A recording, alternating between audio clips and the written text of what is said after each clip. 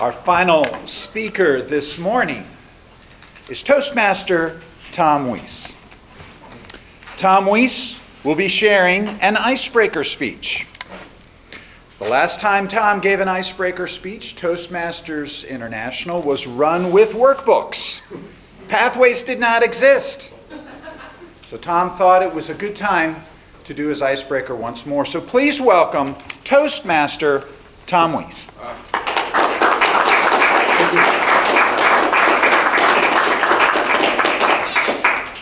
Good morning, everyone. And yes, this is what we'll call maybe an honorary icebreaker. I've been gone for quite some time, and I've been in and out a good bit over my years, and I've kind of treated this place as a non-malevolent halfway house for people who are wishing to be able to speak on the outside. But there's two kinds of people in this room. There's one kind of blessed, and there's another kind of blessed. There are people who are blessed that they haven't had to put up with my antics for the last 22 years. And there are people who are blessed that have somehow put up with me and not told me to leave. So it's good to be here with all of you. There's that I said. There's actually two of them. I'll get into two far. But I also have an admission. My name is Tom, and I am a recovering past president of Winter Park Toastmasters. And to take you down a little bit of memory lane, to let you know some of the destruction that this club has wrought upon Greater Winter Park, take a good look around here. This building might not be standing much longer. Because of all the places we have met, this building and Calvary Church are the only two that are still standing. The Langford Hotel, the Best Western Mount Vernon, the tennis center, and the driving range up in Altamont Springs, they're all gone. We caused that. But ladies and gentlemen, why am I here today? Ladies and gentlemen, why am I here today? Why? And that was the primary reason when I spoke very rapidly. 22 years ago, in 2001, I was working for an industrial products company, and my boss at the time told me took me aside and said, Tom, when you give your periodic presentations, people like what you have to say. They think you're a smart person. They just can't understand a word you're saying. You speak too darn fast. Slow down. So he said, why don't you check out Toastmasters International. He had been a member for 25 years back then. And he said, why don't you go try to find a club that meets first thing in the morning on a Monday morning or a Friday morning, because they tend to be the most business-centered, and I think you could really benefit from it. Looked up on what was then the worldwide interweb thing through Netscape or something, and I found this club, and I've been here ever since and happy to be here. But also, why am I here today this morning? Because this club and Toastmasters in general prepares you to speak. Our videographer today, Tim Linger, asked me if I would speak on Wednesday. Actually, he asked me on Monday. It took me to Wednesday to commit.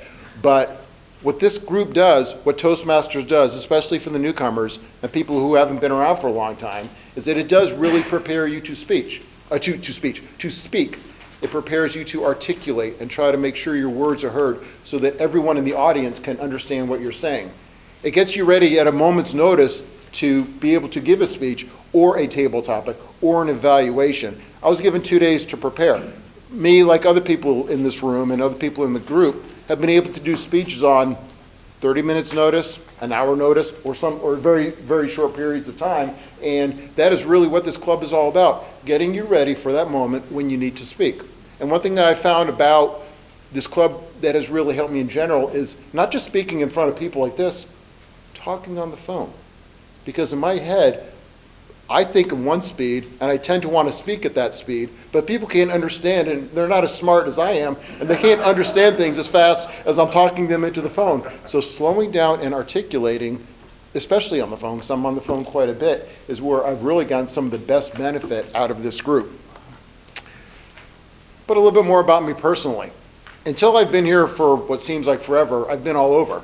I've lived in Chicago, Houston, Austin, Virginia Beach, DC, Auburn, Alabama, San Diego, Rhode Island, Maine, San Diego, Titusville, Oviedo, and Winter Springs. But I've been in the same house in Winter Springs for just over 20 years, and I love Central Florida. As crazy and as psychotic as Florida is, this is home. This is where I've chosen to set down roots. A little more about me personally. I've got 3 absolutely wonderful boys. I've got a 22-year-old who is now off the payroll. He is living up in Portland, Oregon. He just started his first job and is doing very well. I've got a 19-year-old who is a rising sophomore at UCF, and my little one who can take me because he's on the weightlifting team is a junior at Winter Springs High School, and they are absolutely dear to my heart. I've also been blessed recently with a new relationship with someone who I share an awful lot in common with. She has 3 kids as well, similar ages, so really life right now is going pretty darn well. In my free time, what do I like to do? I like to make a few different things. I like to make sawdust, I like to make metal flake, I like to turn perfectly good cash into boat wake, and those are some of the things that I really enjoy doing. Oh, I also like to turn perfectly good cash into scuba bubbles. Got scuba certified about 30 years ago. I got back into it. I got my boys scuba certified and have been able to take some really good trips. And in 2 weeks, God willing, there's that hurricanes that are brewing out there can hit Puerto Rico. Going to be diving in Puerto Rico here over Labor Day weekend.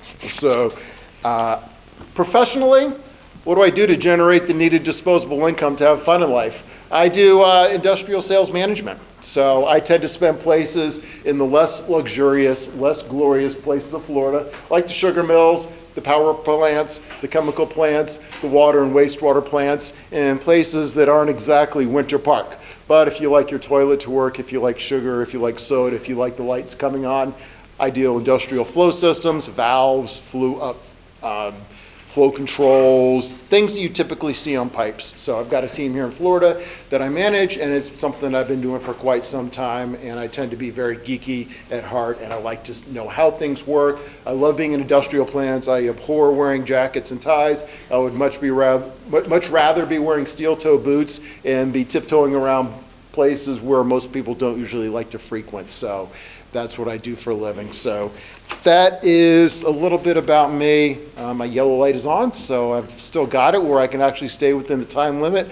before that red light comes on. But it has been an absolute pleasure to be part of Winter Park.